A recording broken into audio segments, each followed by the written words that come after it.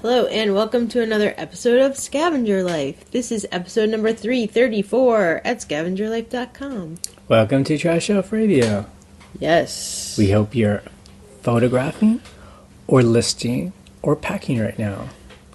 Hopefully you're packing. That means you made money. Yeah, and if you've chosen selling on eBay as your profession, then you found your people. So that's who we are. It is wintertime.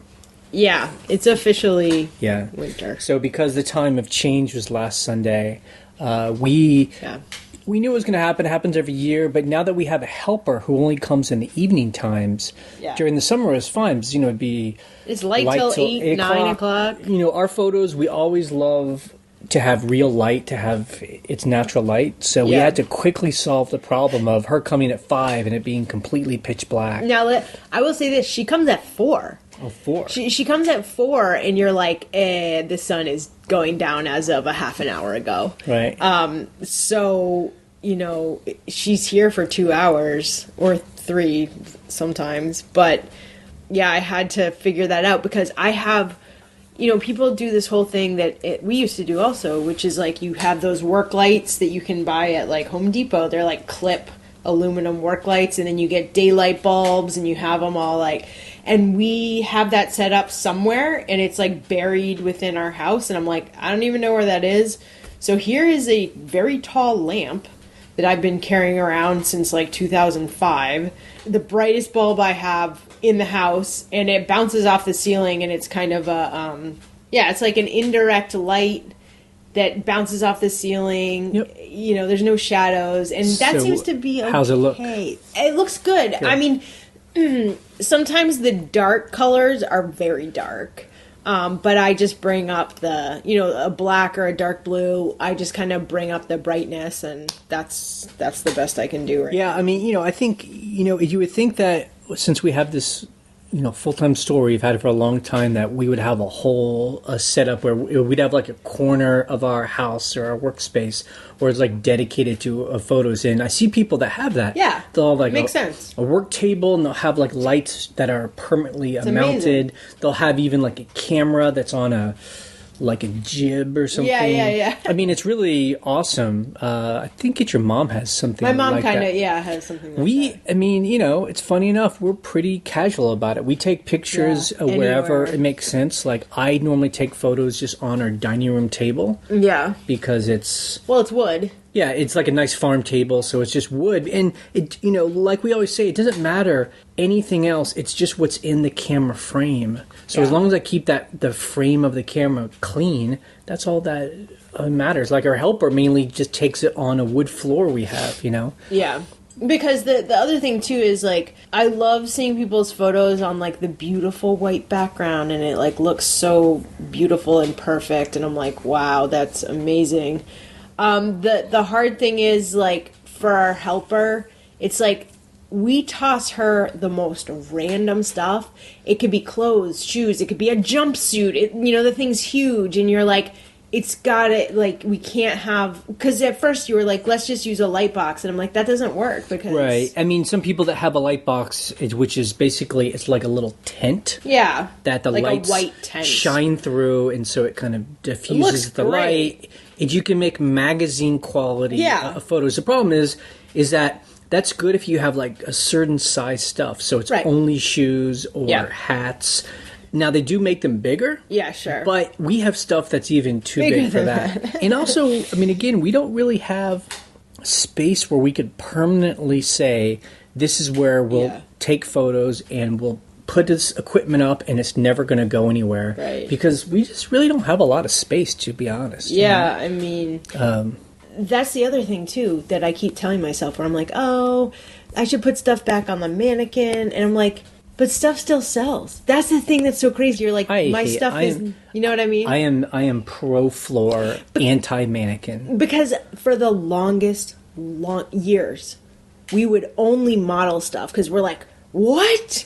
You must see what it looks like on a person. Like, I was like, how could you just put it on the floor or on the back of a door? Like, I couldn't. I'm like, I can't believe people do that. And then finally I was like, oh, now I know why people do that. Because it takes so much less time. It's so much faster for one person to just get through 20 Now, the jackets. pro mannequin people do not attack us with emails and messages. I know people love their mannequins, and that's I great. Understand why. If it's quick and people say they can like put it on really fast, that's fine. And I use the mannequin a bunch. We just find that if you have a nice, like, especially like a wood floor with a lot of natural light, it looks great. We sell stuff all the time. It's not a problem. I think when we figured out that we were, like, I think I started with t-shirts. I'm like, t-shirts, they're flat. It's whatever. You know, I started with that, t-shirts and pants. And I was just like, oh, this is fine. This is all we're going to do now, you know? Right. I mean, also, too, I think, I don't know, I feel like things evolve. I mean, again, back when we started in 2008, when we would look at people that sold clothes and would do it well, often it was the people that had models, like it was the younger people. They had their friends come over and they'd model clothes, and it looked really good. It looked professional. It looked and like so a we magazine. were kind of trying to compete / copy them, where we're like, well, we'll be the model. This schlubby dude will be the model. Well. Instead of like the hip, cool people. But that's kind of what it seemed like a lot of the people selling clothes were doing. And then over time, things have changed. And so many people are selling clothes. I mean, It just doesn't matter. It doesn't matter. I mean, it's when I buy clothes on eBay, I do not care. I'm looking at a specific thing I want. Right. I want the right price and size. I do not care if it's on the floor, hanging up. You know, as long as the pictures, as long as I feel confident I'm going to get a quality piece of thing. Yeah, you know, like a pair of shoes. You're like, do they show the bottom? So you're like, how worn out are these? You know, stuff like that. And you're like, yes, okay, they did. Right. And the other thing too, on this similar note, is, you know, at times I have heard people obsessing over, can you just throw a pair of shoes in a poly mailer? Won't the shoes get damaged? And, you know, it's so funny when you order stuff on eBay, like you buy a certain kind of sneaker or a boot or whatever. I'm like not even paying attention to how they shipped it. Like for clothing, I'm like, as long as it's here, I'm not even looking. I'm like, great, it's awesome, perfect. You know, and so it's funny when people obsess over stuff like that. You know, like I've seen people bubble wrap sneakers and put them in boxes. I'm like, what?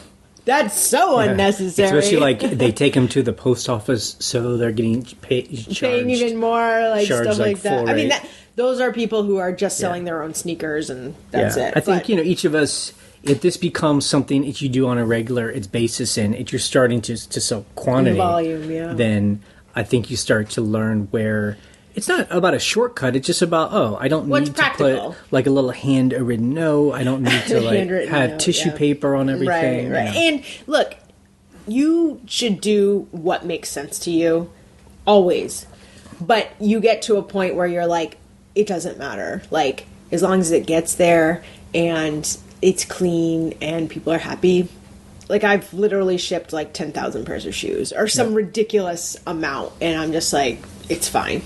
So just on this winter theme, so around here in our little small rural area, a winter time means it's bingo time, bingo season. What's hilarious is we tried to go to bingo during the summer, and they're like, no, there's no bingo. Right, because people want to be out. So it starts after hunting season. I guess it's still hunting season now, but so it starts when it's cold. So we went to bingo last night at like the a couple of volunteer firefighters nerds. Association. It was great, you know, like 30, 40 people.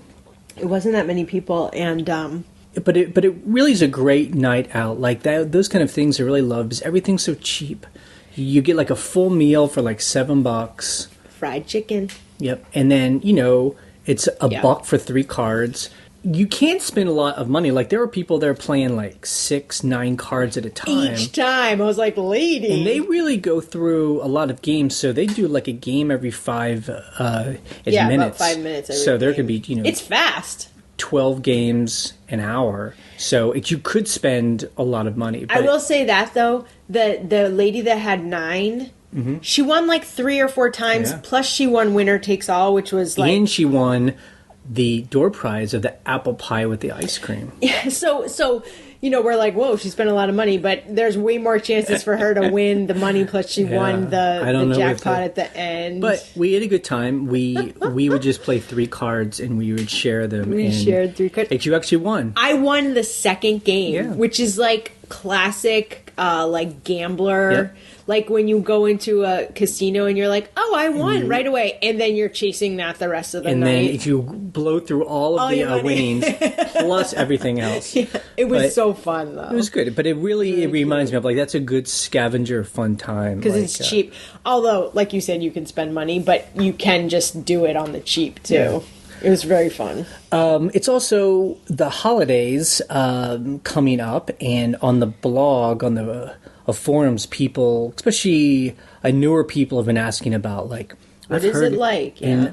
And I really hate it when people say it's fourth quarter, and I don't know why I hate it. Fourth quarter. I think if you sell on Amazon, it makes sense because you're selling commodity items, you're selling holiday stuff and Christmas presents, and then I truly believe it's a big deal because you're selling thousands and thousands of items, and that's awesome.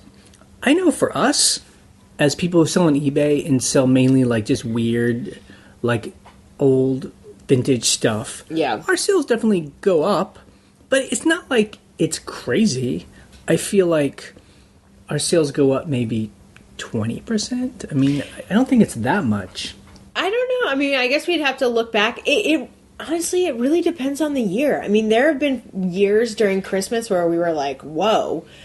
But then steadily we've been making more each month because, like, we have a helper and stuff like that, that it seems normal to be, at a certain number. And you're like, I don't know, I guess we'll have to see this year. But yeah, I don't know. I feel like for us, it might be more like we sell more coats or winter stuff. Not so much because it's the holiday, but more it's a change of season. But it's just like...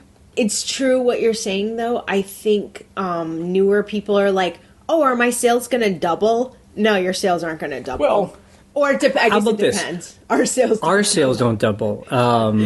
It just starts to become like a steady pace. And, I'm sure people are buying stuff, but I don't know. So for us, it's like, we're selling in summer. We sell now. Yeah. I feel, too, it's not like a typical retail store.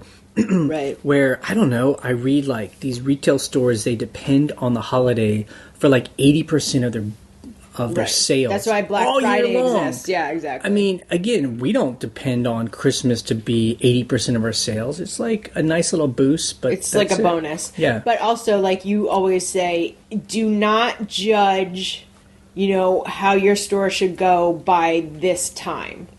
Like, you will get a sales boost, but summer is not like this. Like, Yeah, we say that every year. If you're just now starting to sell on eBay, or you just started a couple of months ago, and you have a good holiday time and a lot of things sell, don't expect the rest of the year to be exactly like that. But, again, if you're selling a bunch of different kinds of stuff... then I think it's always going to be okay. Right, right. Like, you have a variety. I mean, we have so many things in our stores. Shoes, clothes, jackets. Housewares. Wood boxes, knives. Just anything we can find. Video game stuff. I mean, it's just, there's so much different kinds of stuff. Yeah. Our store is ready for whatever... a season happens to come in. I did sell some Christmas ornaments yesterday, which I was thrilled about because I got them in a box lot. And we avoid those. Like I don't like Christmas. I like Christmas, the season, but I generally do not love Christmas decorations. So, but I was glad some sold. But they do seem to sell well if you find the right brand. Yeah. Department 21. Oh, God. Oh, my God. We actually have some of that. What it's called? It's something... Department 65. Like, I forget what it's called. They're brands that people collect. Yeah. Okay, a couple random things. I'm going to put a link to our blog on this. It's a podcast from NPR. Planet Money. Planet Money. It's an old episode, but it was interesting. It was about people that drop ship. They call it the cat scam.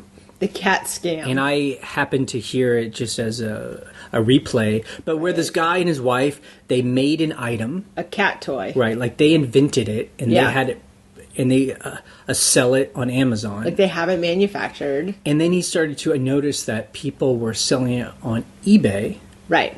For a higher price. Yeah. And he just couldn't believe this. I mean, we all know about this, so it was interesting hearing it from like a different angle. He was like, what happens is these people don't own this item. They just put a listing up for higher than what I sell on Amazon. People buy it from them on eBay. Right. Then they buy it from me. On Amazon. And then I'm shipping it to their customer. And dealing with returns was a real problem. Well, the problem is what he said is that he noticed that what would happen, the person that bought the item on Amazon for hire would realize they paid, sometimes on eBay for hire. Yeah, sorry. They would sometimes pay $10 and $20 more for the item on eBay. They would return the item to that eBay buyer. Right. The eBay buyer would return it to him. Right.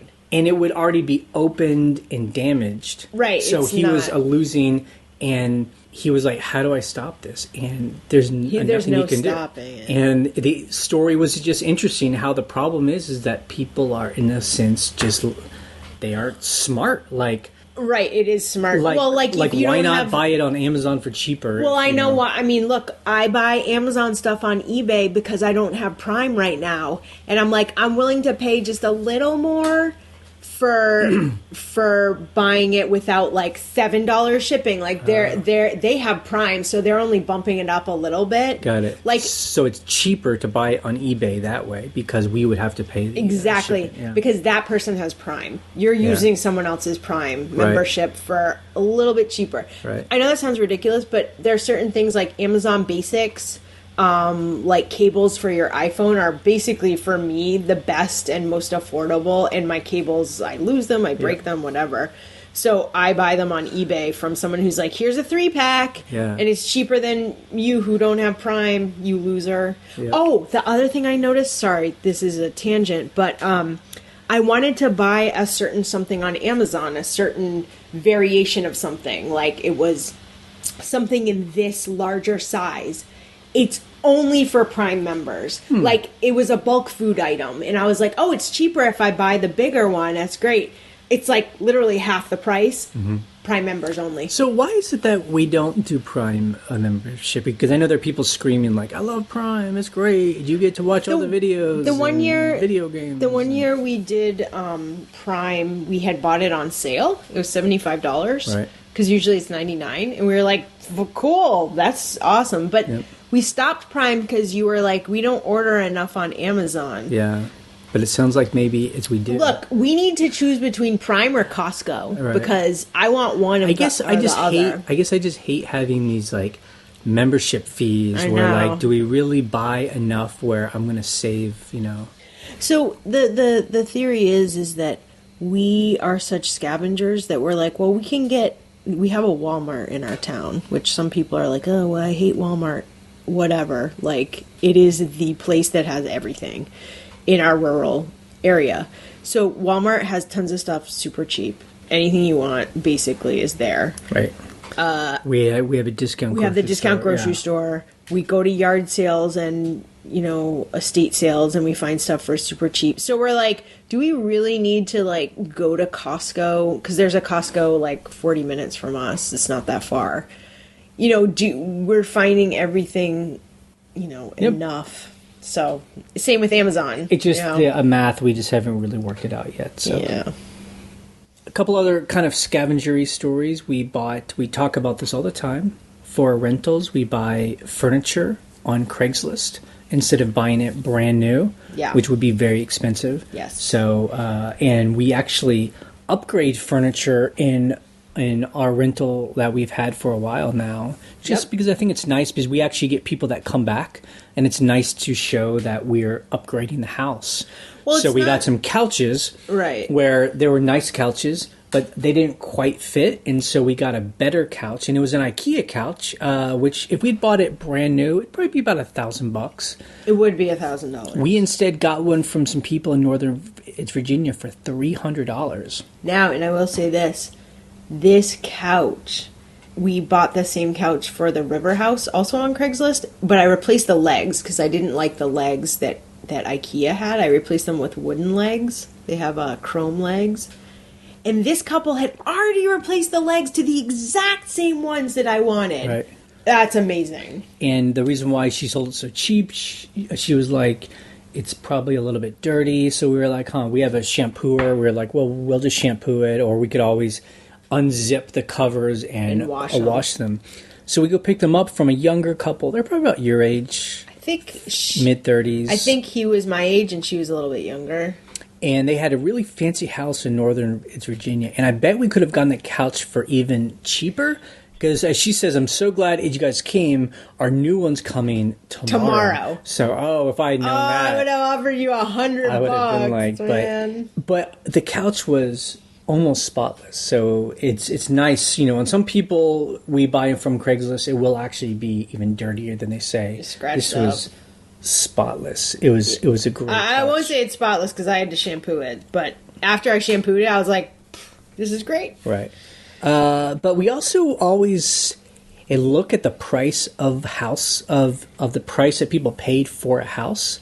Yeah. Like the potter's picker, he said this when he goes into people's houses, he'll check out the stuff they have in their house and price it. And be evaluating We love to look at the price people pay for their house. Because they had just moved in. So they're a little bit younger than us, right? So they're my age and a little bit younger. And I'm like, they're in Arlington. Yeah. And you're like, how did you afford this? And they bought the house for about $900,000. Because we looked it up on Zillow. Because we were like, they just bought this a month ago. It's still on Zillow. $900,000. I mean, I was talking to the husband, the guy, and he was like, "Yeah, my wife does a great job." So I think she was the big money maker and had some job. Got a good mortgage because of where they are. You know, so they can't be anyplace else. Right. So it totally makes sense, and it's a great house. But I'm like, man, for the price of that. We bought 3 houses, it renovated them completely, and we could still buy a 4th house. I mean, for less than for $900,000. Right, exactly. So you're like,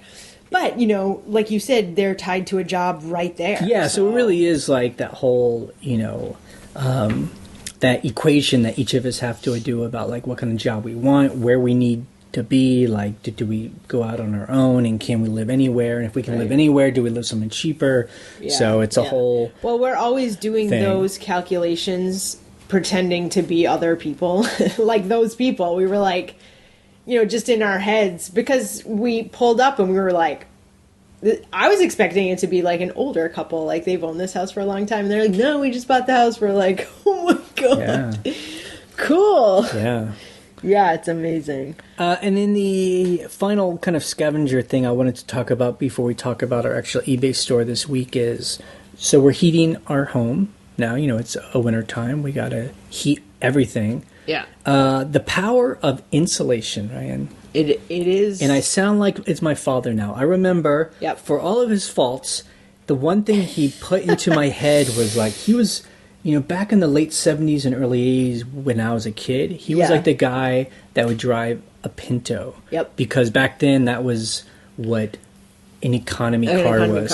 And then he was one of the people that bought like a Honda Accord. Way back when. The hatchback, back in the early 80s when like, buying a Japanese car was really weird. Yeah. And he redid one of our houses once and he insulated the whole thing. And I think back then, I don't know, he really made it seem like it was a big deal, like other people didn't really do that. Right. So when we've redone all 3 of our houses, we have insulated each of our houses. Like we've spent a good amount of money insulating. Like we didn't just go and get some rolls of insulation and do it ourselves. We could have done that, and I'm sure it would have been fine. We actually hired a local guy that blows it in. Yeah. Because we had all the walls off, so all the drywall. And so they do it, and it's like you walk in and it's like almost soundproof. Yeah, it's really. And even the guys who were helping us fix up the house thought it was a little bit of. They're overkill. Like, that's a little overkill. Like the inspectors were like, I think that the inspector that came in to they'll check the insulation before he put the drywall on. He's like, you could heat this house with a match. Yeah, that's what he said. I was like, "Yep, that's the point." And so it's good. So, like for instance, we've talked about before. We heat our house with a wood stove. It's going right now. Yep. I normally start this thing about 9 like I did today, and I'll stop at about 2. Yes. And then there'll be no more heat in our house, like coming from any kind of source. Yeah. And our house stays warm throughout the night. I mean, it starts getting chilly in the middle of the night, but by then we have blankets our on. Blankets on. But not chilly, not like it's 10 degrees. It's like, a normal temperature of like whatever. It's like in the 50s at the coldest, It's probably low 60s, yeah. And then our rentals are also good. We actually have like HVAC in both of those homes just because renters don't. It's one full with like a wood stove. They're not going to have a wood stove. But we have really cheap bills for cooling and heating there, so it's always a good idea to spend the extra cash on insulation. Yeah, like there were little tiny sections of all houses that we did have to do like the roll. Like, we have to do this one section that, like, they can't do the blow-in. And I would buy, I think, R30, and everyone's like, you only need R15. I'm like, nope. R30, like, I actually made you return some. I was like, we're not using R15, we're using R30. It really isn't that much more expensive. It costs the same. Yeah. Like, you're not like, it costs 5 times as much. No, it literally costs the same. It might be $5 extra. I mean, just, it's roll, so minimal. So, at that point, you're just like, just put the bigger one in and it's good forever. Yeah. I know. So that is dad advice. Yeah. Okay, eBay. Our store, it's a holiday weekend right now. Right. I mean, by the time you hear this, none of this is going to matter. Care. But we just assumed that Monday was a holiday. I did. For the postal service, because that's normally how they do it. It's like a 3-day weekend or whatever. But the holiday was on Saturday, which was yesterday, and I'm like packing, got all this stuff, get this huge box, a second huge box, and I'm like, okay, I'm done. Wait a second, today's Veterans Day. Does that mean today's the holiday? I look on the internet. Yes, she's not picking up today after my entire morning of packing. In years past, I've seen if you have a calendar that you can it's print out from the website. I should have printed it out this year, and I didn't. I will print it out for next year. That shows you all the holidays for the post office. Yeah, like what day it's on. Because actually, someone on the forum, I think it was Steve, was like, some post offices took Friday off, and some are going to take Monday off. Which is weird because on the post office website, they were like, it's Saturday that we're not doing delivery. So I don't know who decides that, but ours clearly, they didn't pick up. So, but yeah, it's kind of a weird weekend holiday. So that's good to know. So if you thought it was on Monday, you definitely have to pack tonight, Sunday. I'm pretty sure you have to pack for Monday. Yeah. But check with your local post office because...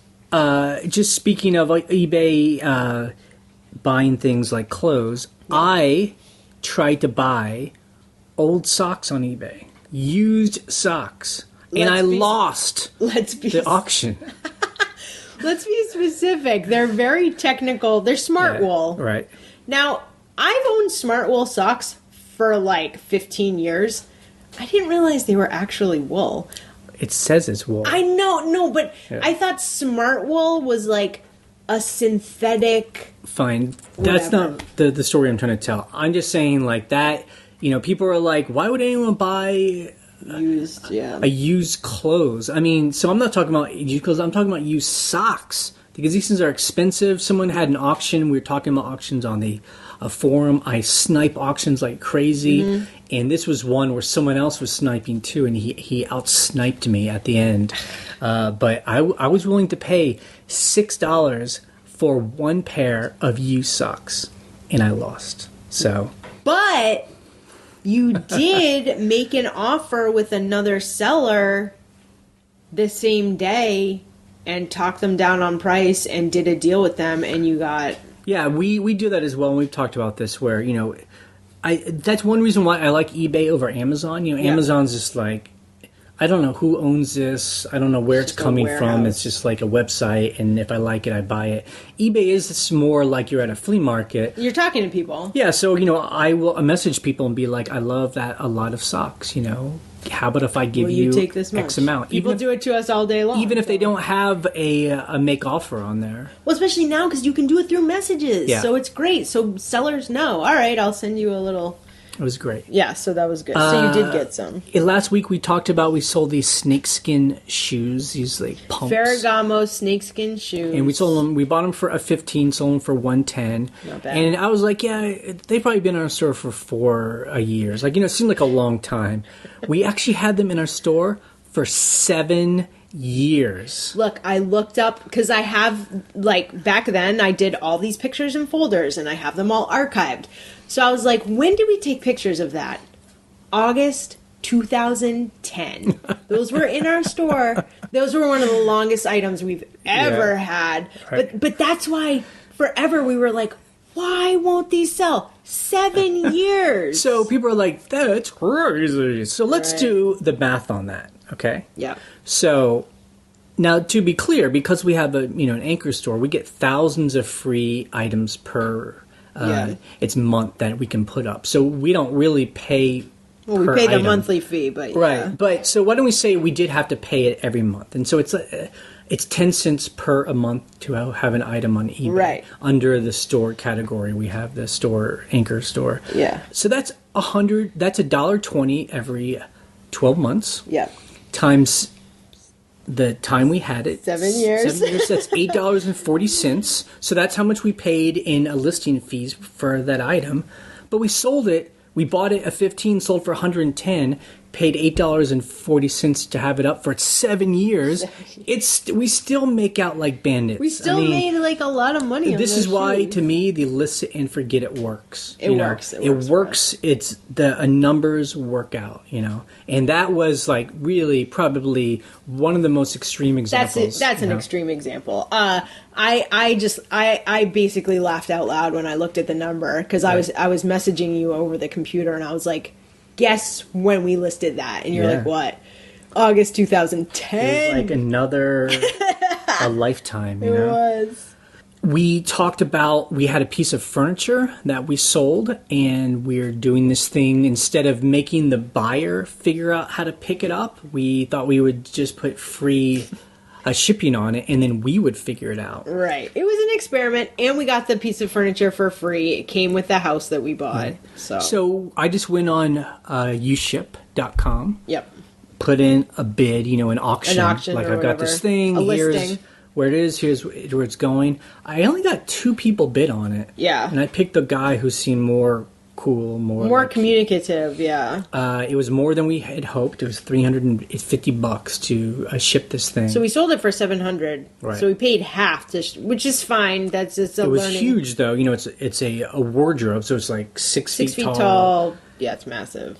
It took 2 weeks for him to get to our area, and the key was I just kept open communication with the person that had bought the piece of his furniture, updating him of the things I knew. Yeah. And because we were shipping it for free, he has less power to complain. Right. Because he's getting it free, Yeah, you're like, it might take 2 or 3 weeks. Right. But like you said, communication is key, where you're like, hey, I picked a shipper.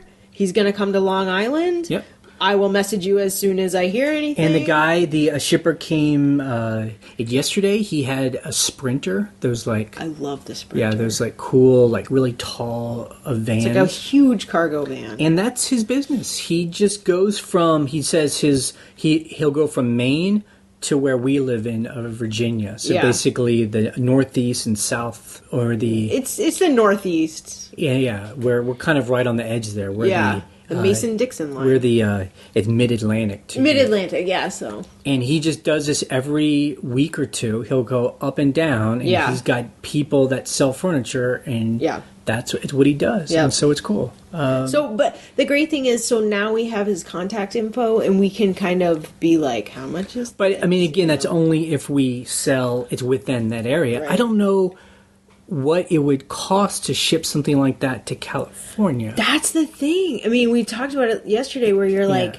it's almost like I see you have notes here where you're saying, have shipping zones for freight, like within eBay, where you're like, if it's in zone 1. Right. I mean, like right now, eBay only allows you to do a flat rate freight. So I have a chair, and it's $200 flat rate. Right. But that's $200 even if it's going to 100 miles away or 1,000 miles away. Like, and there's no way to have calculated a shipping on that. It's really weird. Yeah, and so that's a bit of a problem. So we're doing this experiment. We just incorporate the largest price we can think of in the price and say we'll cover it. I think the thing that's hard though is like I have several chairs up, and I'm like, is someone going to be willing to pay an extra $300 They have to. Right, they have to if they're like, this is what I want. Yep. I mean, I think people that buy furniture because it's special, they know that to ship it's just expensive. I mean, and then if they don't know that, if they're outraged, like $300, then they're just not. They haven't done this. It's before. Like, try and find someone that's going to ship a chair for it's $50. I mean, try it. I mean, tell me who's going to do that, and I'll do it. It's just like the people on eBay that will complain about like a pair of pants that cost $6 to. You're like ship. $6. That's darn cheap.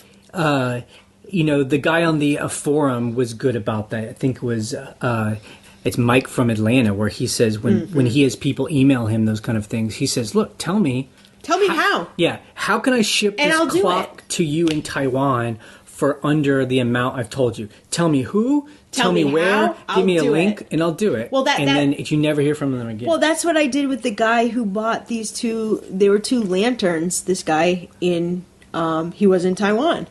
And, he's like, this other seller is shipping the same ones for X amount.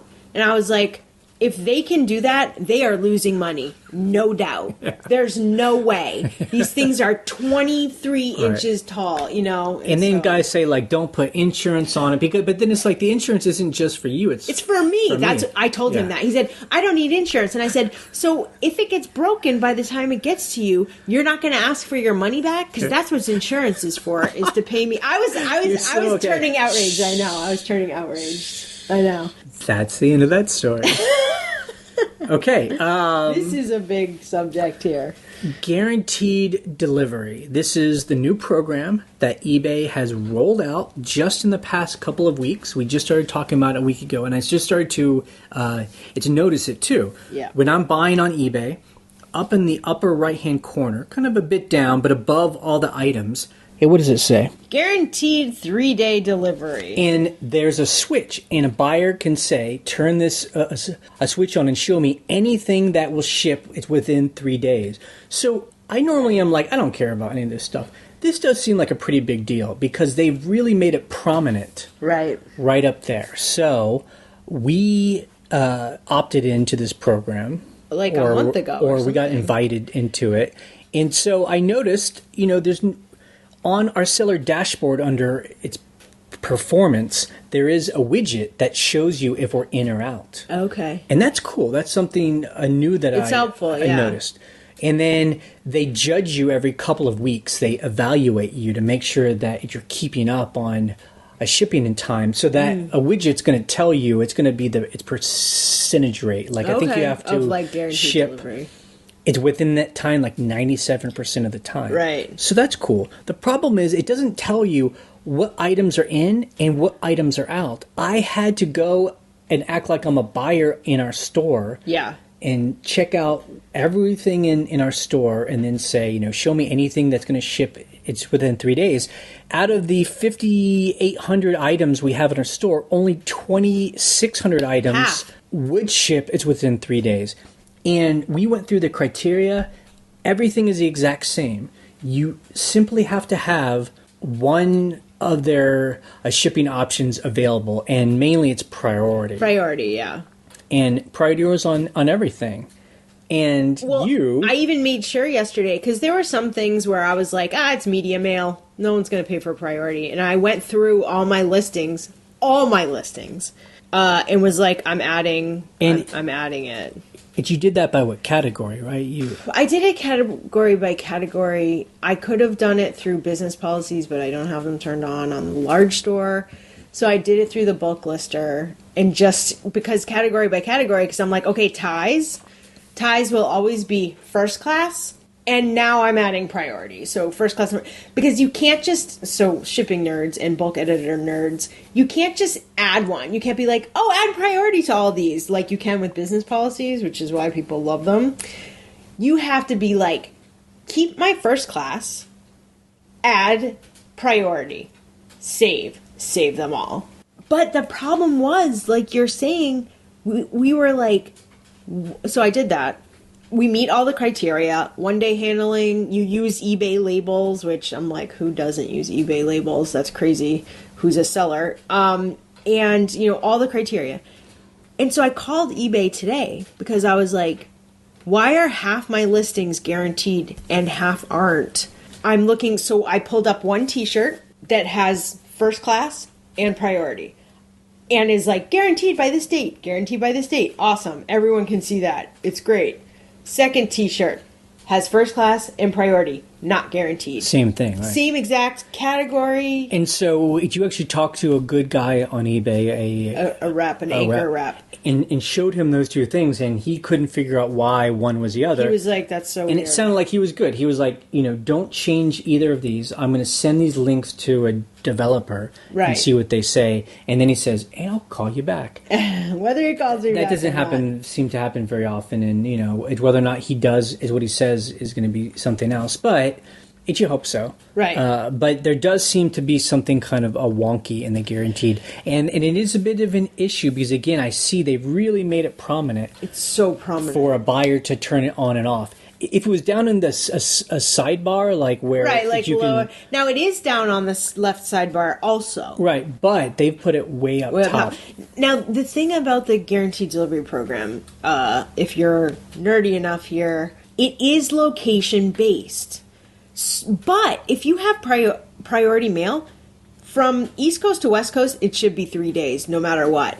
So I was playing around with putting in different zip codes. Like, hey, I'm in California. And it's like, none of these listings show up. I'm like, those should show up, Right. Hey, I'm in Boston. Okay, 500 listings show up. You're like, okay, this is weird. This actually is not working. But, we were even searching just if it's in the same town. Like, same town. I'm in the same town as our store, so it should show. It should show everything.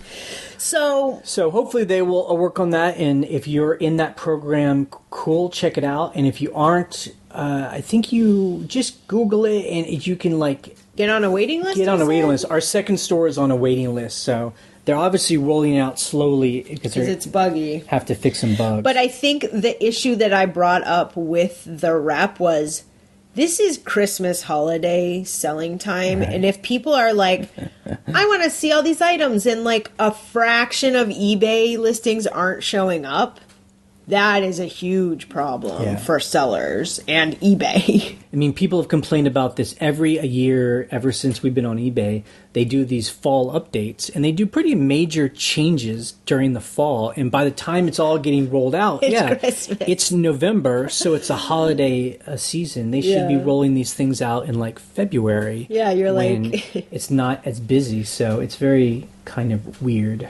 Yeah. But obviously eBay's trying to keep up, compete with what people expect on Amazon. Sure. They can't do a next day service, but they can do this. And right. One other thing, when I buy on eBay, there's something that really bugs me. It's when people have a listing and they have multiple items in their photograph. Okay. Yeah. But they're really only selling one of those items. Right. So, for instance, I'm buying socks. Right. And they have a picture of 4 socks for $12.99. And I'm like, I want That's those. a great deal. And I almost just bought it. This is an awesome deal. I'm going for it. But then I had to read the description. And it's like, no, $12.99, pick one of the socks in the photos, and she says one of them has already sold. And you're like, what? I wrote to her, and I was like, this is crazy. Why don't you just make a listing for each color item you're trying to sell, or sell them all at a higher price? What happens if the blue sock sells? Does she write in the thing that says pick anyone but the blue sock? It's just how the thing as a seller that I would be afraid of is that I would get bad feedback because people are like, I thought I ordered 4 different colored Well, socks. And I guess that's a danger. I mean, obviously they're doing it because they don't want to pay the 4 times whatever, 25 cents. You know, if they're not a person that has a store, their a listing fees So are going to be you're against higher. them having... Now, let me ask you this. Did they have variations where you could Nope. be like... They didn't even have variations. It's Because just a lot of sellers will be like, I have one. 4 different colors. Here's the drop-down menu. Well, what she had was picture of 4, and then she had quantity 4. So it even looked like confusing. she had a quantity of 4 socks. Yeah. You know, Oh which my gosh. if that was true, I would have bought all of those too at that price. Yeah, exactly. But yeah, I mean, if she had just variation, maybe. But still, I'm like, you know, when I see a photo, I'm thinking I'm buying. That's the main, yeah. I'm buying everything in that. Yeah, especially photo. the main photo. Yeah. I mean, don't you see that too? Like when Absolutely. you buy an item and there'll be 4 things in it, Yeah, but you're really only buying 1. yeah. And they're just doing that because I Oh. guess they're trying to stand out. And a lot of times, I guess this is what this lady was doing was, just message me which color you want. I'm like, right. well, what if I message you and you send me the wrong Yeah. color? Like, it's such a pain. You know, it's just like when eBay. That's when it is like old a school eBay. That's when it's like a flea market in kind of an annoying way. Like sometimes I don't. I just want to have to communicate with people. Right. Just It's make too the listing much, yeah. clear. Okay, let's talk about our store. How we did this week. We did pretty good. We sold 75 items this week on our main store. So that's over 10 items a day. Which is a lot It for felt us. like it, didn't it? Trust me. We Like made shipping. about $2,700. That's crazy. Anytime we're over $2,000, Is amazing. I'm feeling good. And we sold 1 thing on Bonanza. Yes, we sold 1 thing on Bonanza. And then on our second store, this is our like autopilot store where we have not put anything in that store for like 8 long months time, now. yeah. It's just on autopilot. We sold 14 things for $271. We sold 14 things on our second Yeah. store. I So, felt like our second store was we dead. talked about it, at bingo. So we sold everything like it's Sunday and Monday and Tuesday. Then it died all week. Yeah. And then we sold a couple.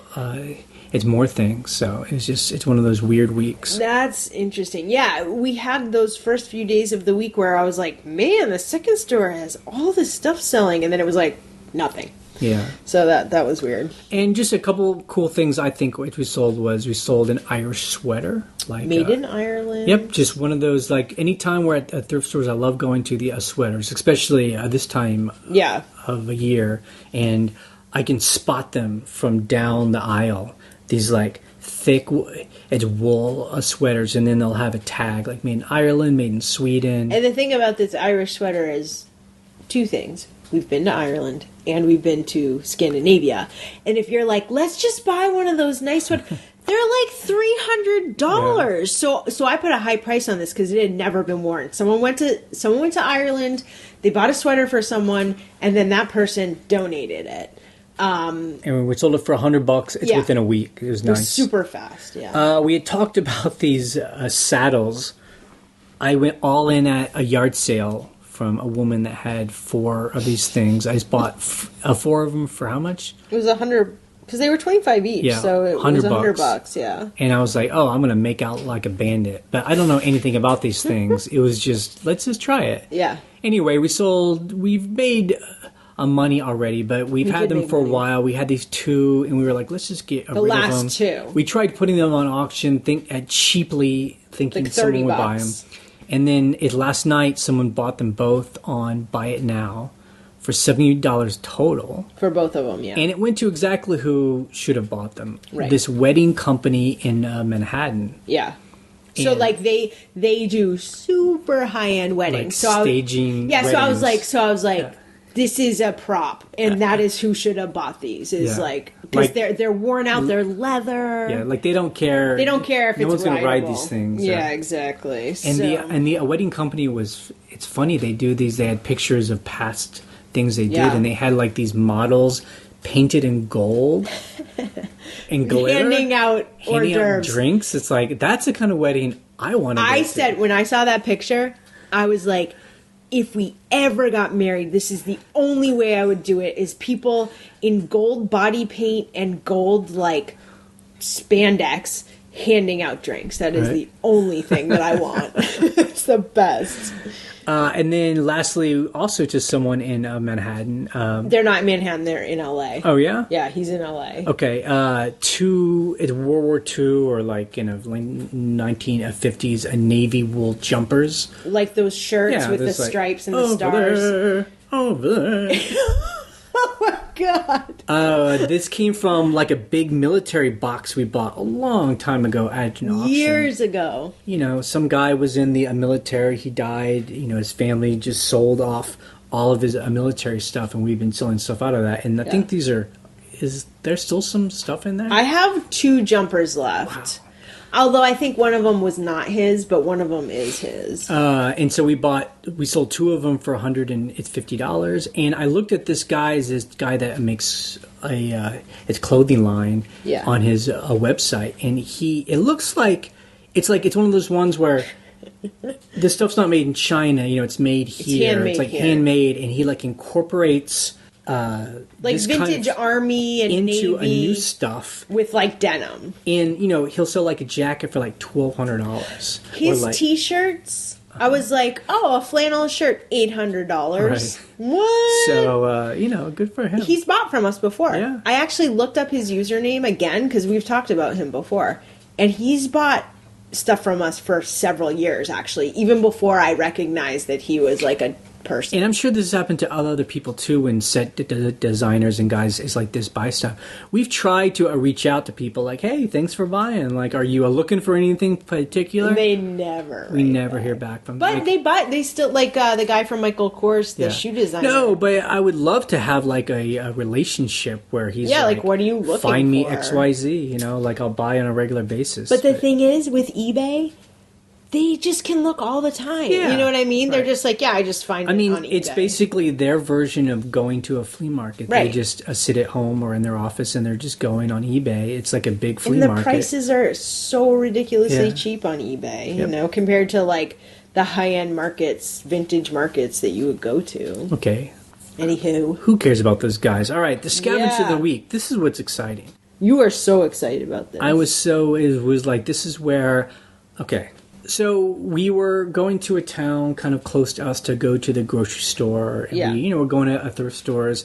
And we go to this one place, and they just have like a lot of just junk everywhere, right? Yeah. And it's just like they sell all kinds of stuff. It's unorganized. I love it, right? Right. And That's what you love. Where they have all this plumbing stuff. Right. And then I look, they have these huge like brass and a metal. They're valves. And if anyone knows, industrial, right? And if anyone knows about this stuff, it's a PRV. It's a pressure. It's reducing valve. And the only reason why I know that is because I started volunteering for our neighborhood community here. Yeah. Because our community, there's 100 houses. Yeah. We all have a community well. So we have a water system that is run by our neighborhood. Right.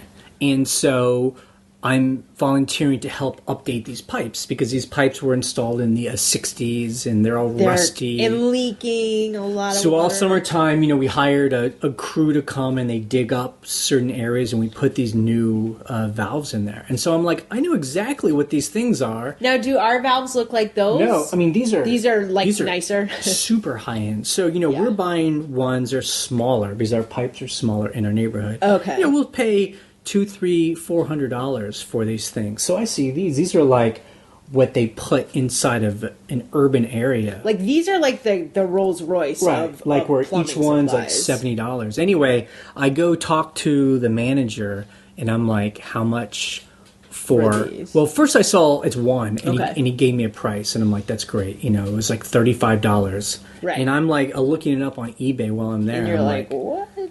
And then I see that there's more, and I go to him and I'll be like, well, how much if I bought all of them?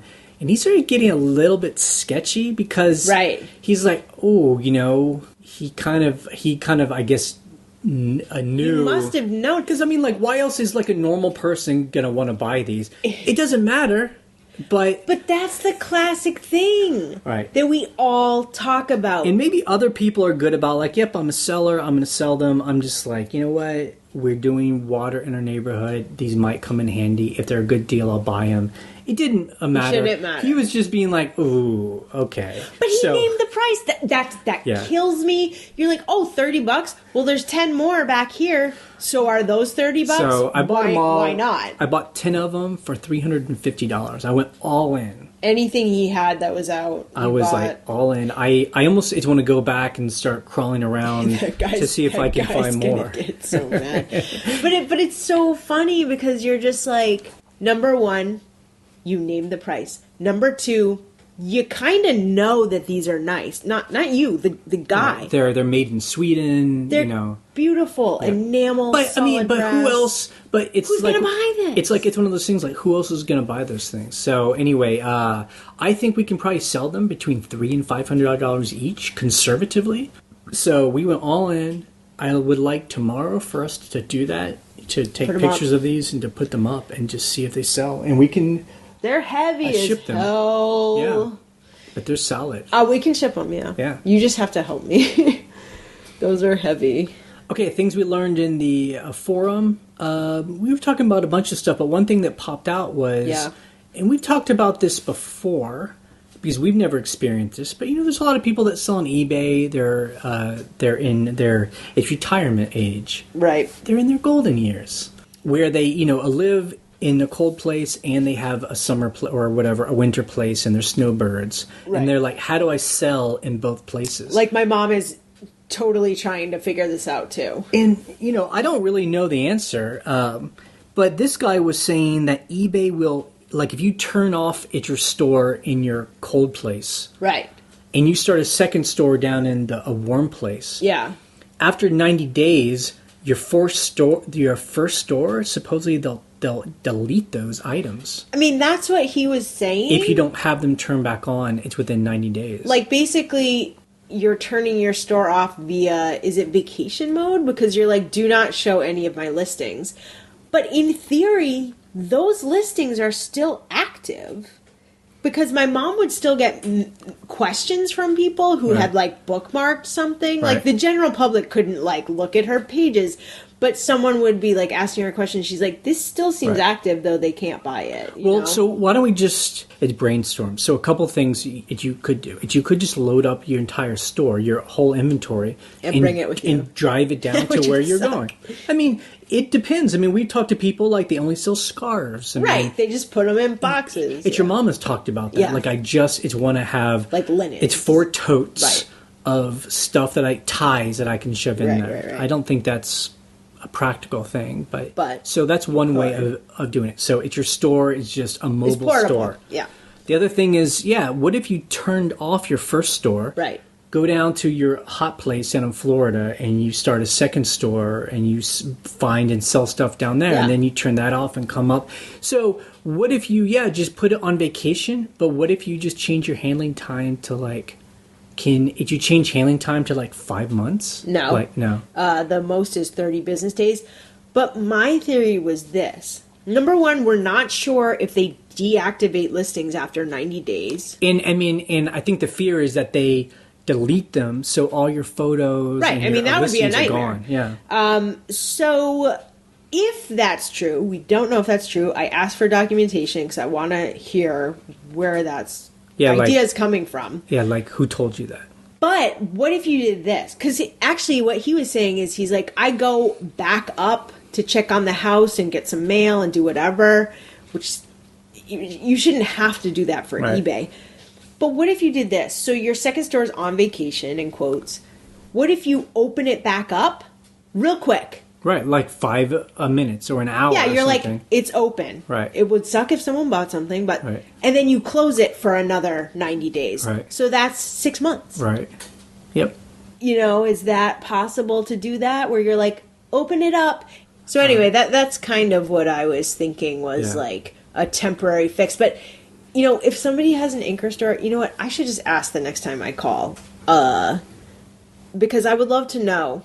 Yeah, like what happens if if your mom dies and you have to go take care of family business for a long extended are they going to delete your listings? Yeah. Yeah, that it's a very good question. I would love to know. I mean, especially if you're still paying, like if you have a store and you're still paying, and if you're paying a subscription fee, it should not matter if your items are active or not active.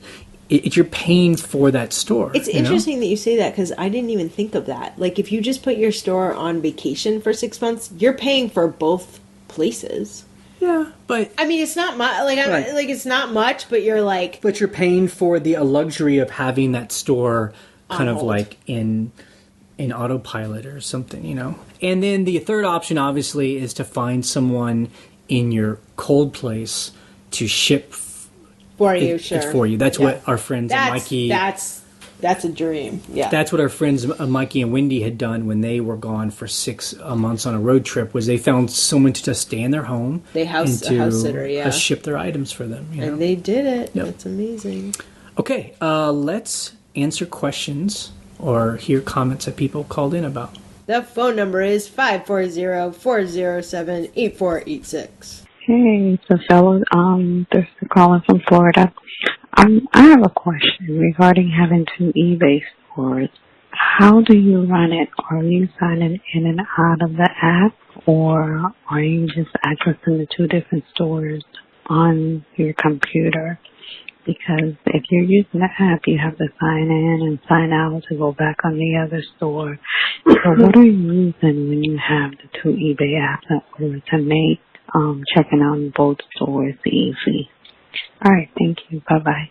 Yep, this is a good question, one that people have asked before. I mean, yeah, we mainly are doing eBay on our computer. Like, we're managing, answering its questions. But obviously, we see it on our phone, too. And she is right that you can only be logged into one account at a time. App. Yeah. So what we do is, like, we have like an iPhone is our main store, and then our second store is logged into our iPad. That's true. But that doesn't really help when we're like out and about. Yeah. We do it by... This is how I do it. So I have my main big store signed into my app on the phone, so eBay I'm getting alerts constantly, you know, because that's the main seller anyway. But on the second store, I sign in through the Safari browser. So if I need to get an offer or answer a question, I'm just going through the mobile site essentially through the browser. On my computer, I have Chrome signed into my second store, and then I have Firefox signed into my main store. Although I have heard, for all the techie nerds, that you can switch between profiles in Chrome itself, so that you could have a profile set up for store number 1, and you're always signed in that way, and you can just switch to another user. That's like too much for me. I'm like, I just know Chrome is my second store and Firefox is my main store. Yeah. And I use Chrome and Firefox for different things anyway, like for video stuff. So that's fine for me. But yeah, it's true. You can't just be like automatically signed into both on the phone. Yeah, I mean, and that is too bad. I mean, I guess, you know, eBay is just probably a making thing that most people will because most people use. You know, like how big of their user base have multiple stores, but it sure would be nice if you could switch between stores. You're not on Instagram, but for the nerds who are on Instagram, you can super easily switch between users, because I think Instagram knows people have, you know, their business account and their personal account and their art. Yeah, there are, like, I know a lot of people that have 2 accounts. From my doggies. Yeah, your dogs, your cats. But the cool thing is there's just a drop-down menu, and you're just automatically signed in. Yeah, no, I mean... It's great. It's not a technical problem that couldn't be solved. Right. I think they're just choosing, like... They're like, why? We got to get things like guaranteed shipping to work. Exactly. You know? Hi, Jay and Ryan. This is Nick with Freestyle Finds. I was listening to your most recent podcast on my way into work. At the very beginning, Jay mentioned that he saw a post on the forum about a guy that sells money on eBay. And that's me. And I just wanted to call in and briefly elaborate exactly what that means and what I do. So as we all know, people collect the most random things, and paper currency is definitely one of those things. There's a huge market for currency on eBay, and just basically what I do is I go to the bank, I take out $400 or $500 worth of single dollar bills, and I go through those bills. I look for older bills, error notes, star notes, and primarily fancy serial numbers. Regardless of the denomination or the year, every bill has an 8-digit serial number that identifies that bill, and depending on what that serial number is, it can make the bill worth a lot of money. So there are websites out there that provide that kind of information, but just to give you a specific example, if you find a bill with a serial number that has 1 digit, so 5555, 5555, that is something called a solid serial number. It is basically the creme de la creme of fancy serial numbers, and it could sell for hundreds of dollars, no joke. So, like I said, I basically go to the bank usually once or twice a week, take out a couple of $100 in single dollar bills, and try to flip them on eBay. Thanks for what you do. The forum is great. I've been a huge fan of the YouTube channel back when you were eBay Scavengers. So keep it up. Your rental properties look great, and thanks again. Bye. I am so glad that this guy called in. You know what I sold on Bonanza this week? What? It was currency. Wow. It was vintage dollar bills. So yes, we've also found, and that's only because we went to an estate sale and there was some money that was like sealed up, and it was star serial numbers. Okay. So that's why they sold. But he said hundreds of dollars. I mean, I'm like, am I going to become that person who goes to our bank that they're like, what is she doing? I'm like, can I have $600 in ones? Go through them. Okay, I'm putting these ones back. They're like, give me more. Hey, it's your money. It's like the guys. I mean, I do know the guys that I wonder if it's still a popular thing. They go and they ask for quarters. Like, I'll take $100 in quarters, and they try and find the old ones that have a silver in it. Because the older ones were made out of more a silver. Like certain dates. And I guess they sell those for more. I don't know if they melt them down. But anyway, but it's the same kind of thing. Well, now I'm going to be obsessed with finding the 555, 555. Yeah. Like, I'm going to look at every piece of cash ever now. And just be like, yeah, that's amazing. Yep. I love that. Hello, Jay and Ryan. This is Mike from Rustin Things. Hey, I was thinking, and I wanted to share it with you and your audience. I usually, when somebody doesn't pay for a listing, or if they ask if they can cancel, the old side of me always would agree to cancel the transaction. But lately I've been thinking when I do that, they don't get a hit on their account. And recently I've had a couple of people, bid up an auction and then not pay, and then after sending them an invoice a few days later, get back to me saying, oh, I've changed my mind, or ask more questions about it after the fact and ask me to, cancel the transaction. And I'm thinking, if I cancel it, then eBay doesn't get to know that they're doing this. What's your thought on this? Should I, just in the spirit of doing good business, move on and go ahead and cancel it? Or would you go ahead and let them go through the unpaid item case, and then that, you'll get credited back after a week or whatever, but at least they get a hit on their account? So, thanks for your show. Love it. Have a nice day. We are in the same boat, and we've been working this way at least for a year, where if someone buys an item, chooses not to pay, and then if they come back and say, oh, just cancel it, we often won't cancel it. Yeah, if the reason doesn't seem very valid. Because, well, it's just not really fair to us, where it's like, you gave us this offer, because we ran a couple auctions lately, but you gave us this offer, we accepted. Right. Like, especially if they say things like, oh, I found it cheaper someplace else. Yeah, you're like, I'm like, okay, unpaid item. That's cool. But, we're like, you can't just buy things willy-nilly like no, that. absolutely. It's kind of a pain in the butt, Unless, I'm trying to think of an example of why I would be like, that's cool. That's not a problem. It's pretty rare. There's some people, when they send a message, they sound like true, authentic, like, I made a mistake. Right. I bought the wrong size, and I didn't see it was, a size 30 or something. Yeah, I need it bigger. I was like, all right, whatever. Yeah, but, like stuff like that, when it's like right away. But especially if people make an offer, we don't hear from them, they don't pay, and we have to open an unpaid item, and then they write back and be like, oh, I'm sorry, please cancel. I'm like, it's too late. Yeah, that's if they a message, yeah. Anyway, I don't know. It's just a kind of a case by case, but I feel your pain here. It's kind of like that's what the unpaid item is there for. That's what it's there for. Yep, exactly. Hi, Jay and Ryan. This is Karen from Lancaster, Pennsylvania. First, I just want to say I love your podcast. You guys entertain me while I'm in the deep throes of listing every day, so thank you so much. My question is actually about automatic feedback. At one time, I was able to, somewhere in my store, switch on automatic positive feedback. And it gave me the choice of like 4 or 5 different sentences, and it would randomly pick one of them for anybody that had paid. So I didn't have to worry about leaving feedback. And recently, one of my buyers contacted me and said, gee, I was good enough to leave you feedback.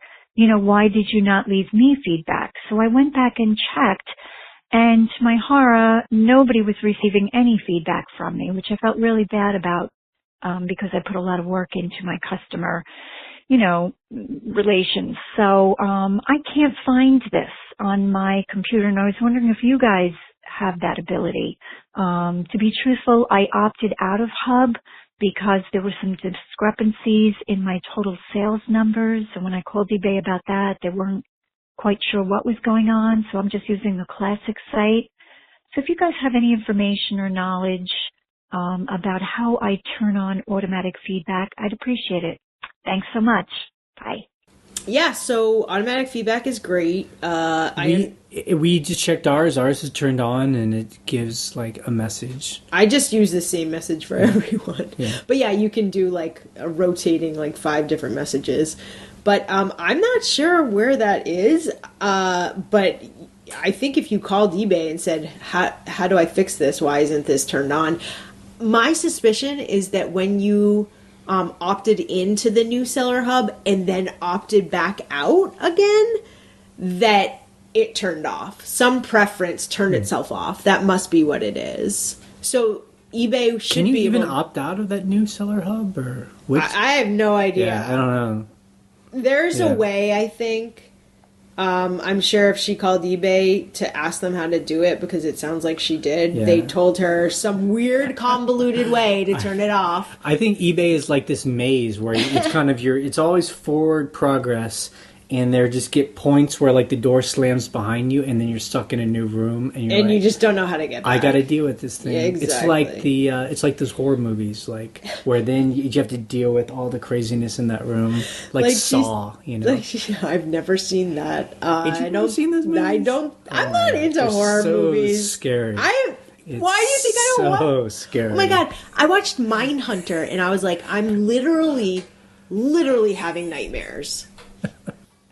So we like automatic feedback because I don't have to deal with it. And it automatically leaves it as soon as the person pays, and we're fine with that. And I understand why some people are like, I'm not going to do that because if someone leaves me a negative, but the thing honestly, people don't. I mean, it doesn't matter. In my mind, there are every once in a while there'll be a buyer who's like, "Oh, please give me good feedback," probably because they're trying to become a seller, That's true. And they might just want to make sure their buying is helping their feedback. Their feedback numbers. Buyers don't care because a buyer can't get bad feedback anyway. That's what I'm saying. So it's like if you're like, oh, I'll write a positive feedback and say they didn't pay and whatever. It's like it doesn't. And that's why when a seller, even when we'll get a negative feedback, like we'll do what we can to like get eBay to take it off if we don't think it's fair, but. We always at least have 1 or 2 every 12 months, just because it's just the way it is. There's grumpy people out there. It doesn't affect our selling. Like people don't look at that and be like, oh, they have a negative feedback. I'm not going to buy from them. And I mean, the great thing about if you're a seller and you get a negative or a neutral, you can reply to that. And you can say, this person never contacted me. They never asked for a refund, and they kept the item. Right. That's all you can do, because that's probably true, because you probably did your best to be like, hey, let me help you out. Let's figure this out. And the person was like, no. Hi, this is Rich from Illinois. I sell on eBay and I sell on Amazon. And I think I have an answer to a comment that was left in episode 330. And that was about missing listed items that disappear. I've had the same problem over the last year or two, and I made a few phone calls, and I could never get any answer other than no, nobody else has this problem. Recently, I talked to an eBay developer when I got transferred to somebody who would be more knowledgeable for a different problem. eBay developers also have to be sellers, so he was familiar with this issue. This is the reason they went from allowing you to change 500 items at a time back down to 2 or 250, whatever it is. He said that it was a common problem that when you were changing some item like your shipping time and you would do this large group, that listings would just get lost, just disappear. And that's the reason now that we have to do 200 at a time, and it takes all day long. So I got it from eBay. I believe it's true because it matches the things that have happened to my store. That's it. Thanks a lot. Bye.